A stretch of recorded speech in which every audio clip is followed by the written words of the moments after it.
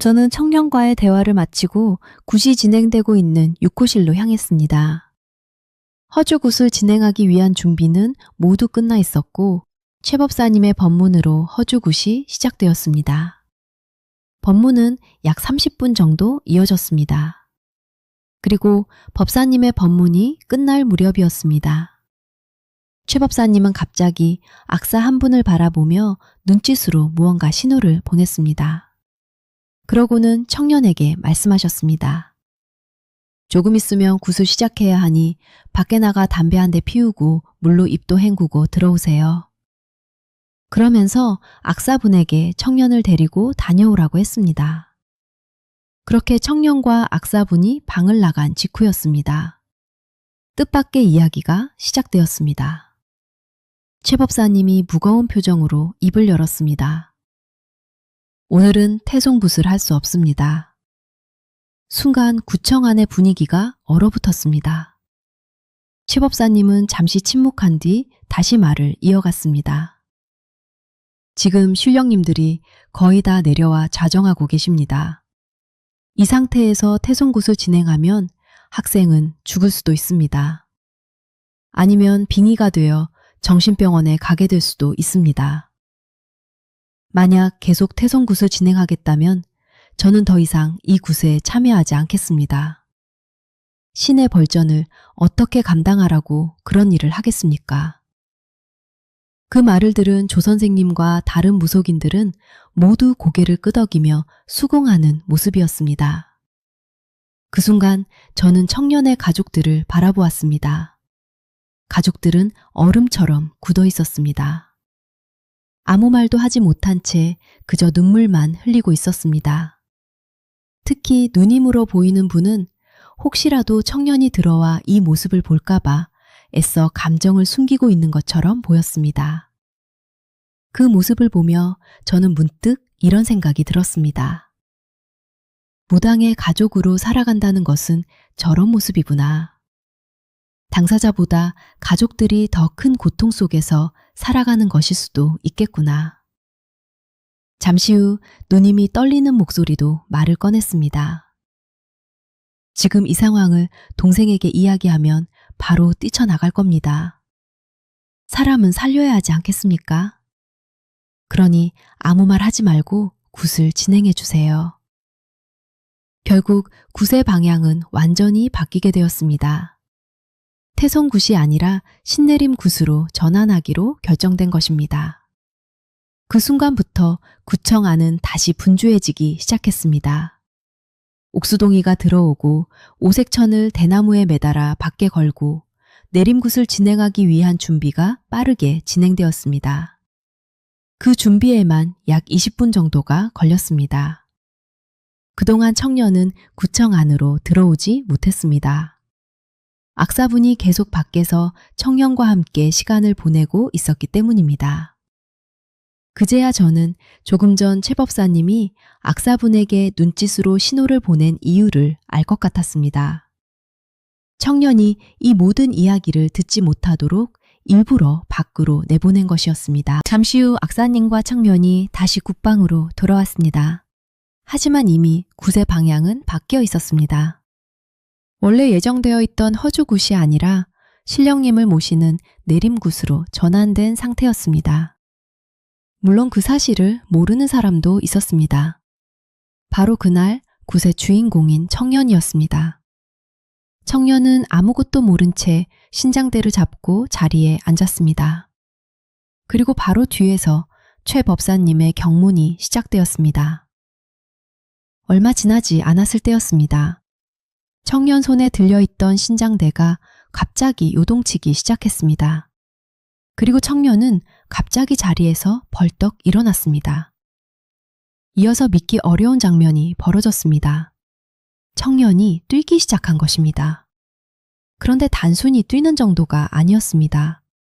마치 용수철이 튀어오르듯 천장을 향해 몸을 솟구치며 뛰고 있었습니다.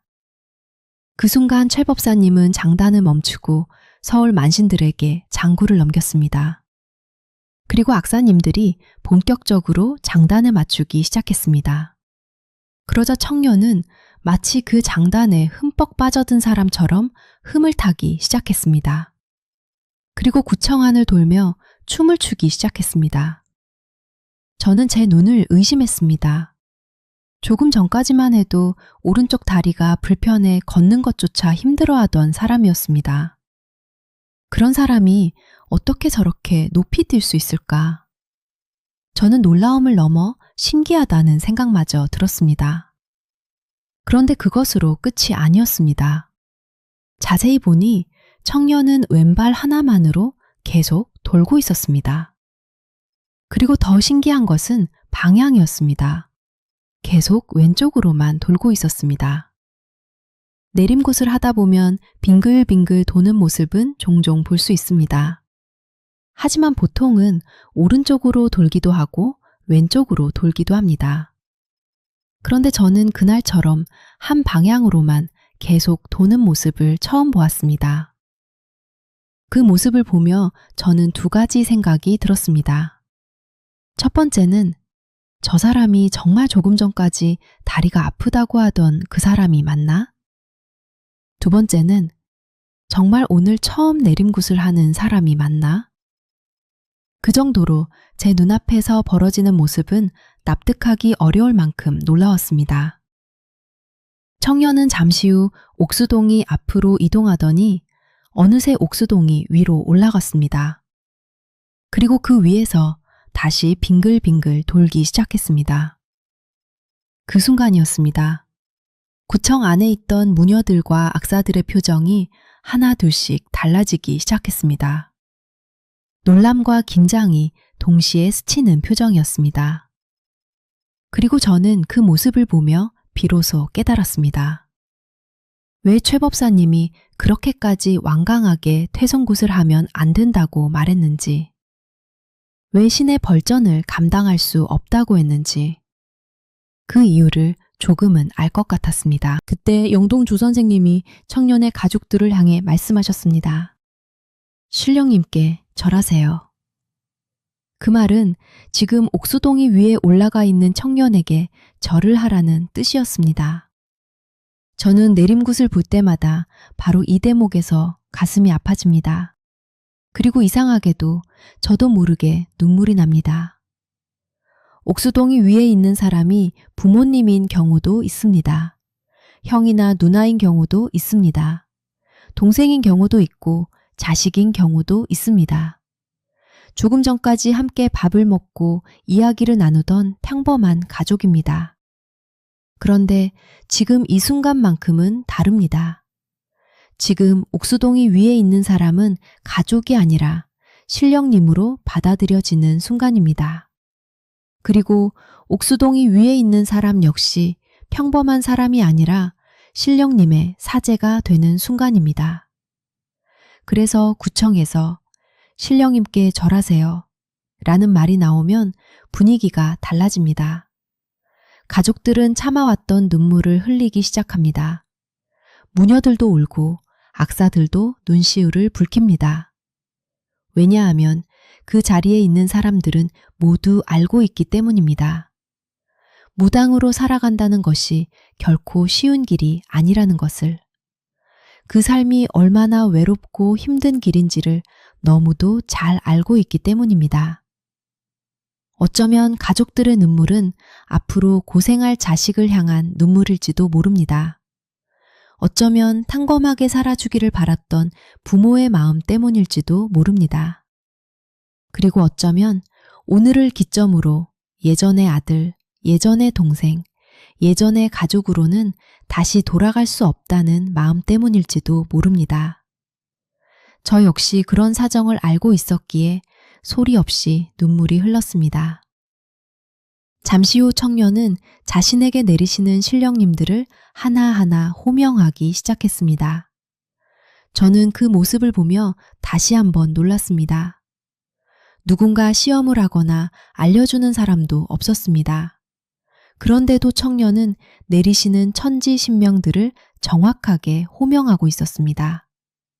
그렇게 1차 굿이 마무리되었습니다. 그때 서울굿 만신으로 참여하고 있던 영등포 서보살님이 입을 열었습니다. 학생, 밖에 나가서 담배 한 대 피우고 조금 쉬고 들어와. 청년은 아무 의심 없이 밖으로 나갔습니다.